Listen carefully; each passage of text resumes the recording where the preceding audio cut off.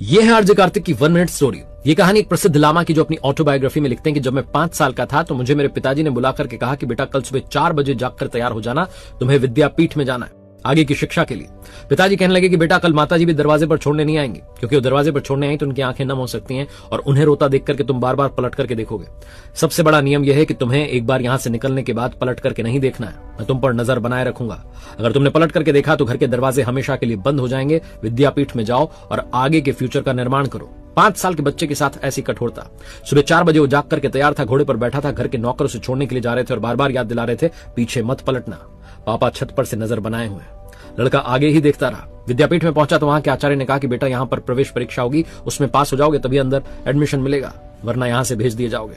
बच्चे को समझ में आ गया कि घर वापस जा नहीं सकते, अब तो अंदर ही एडमिशन लेना है। उसने पूछा करना क्या है, तो वहां के आचार्य ने कहा कि बस जाकर के मुख्य द्वार पर ध्यान मुद्रा में बैठ जाओ, आंखें बंद कर लो, ध्यान रखना आंखें मत खोलना जब तक मैं ना कहूं। लड़के ने कहा ठीक है। जब वो बच्चा जाकर के ध्यान मुद्रा में बैठ गया तो मक्खी मच्छर उसे परेशान करते रहे। यहां तक तो ठीक था। कुछ समय बाद जो उस विद्यापीठ के बाकी बच्चे थे उसके आसपास से निकल रहे थे, उसके ऊपर से कूदते हुए जा रहे थे, उसको डिस्टर्ब कर रहे थे, लेकिन वो लड़का आंखें बंद करके बैठा रहा। 6 घंटे तक वो बच्चा उसी मुद्रा में था। 6 घंटे बाद आचार्य ने आकर के कहा आंखें खोल लो, तुम इस विद्यापीठ में प्रवेश पाने के लायक हो चुके हो, तुम अंदर से संकल्पित हो चुके हो, क्योंकि जिसका खुद पर इतना भी नियंत्रण नहीं कि वो कुछ देर आंखें बंद करके बैठ जाए, वो जीवन में क्या कमाल करेगा।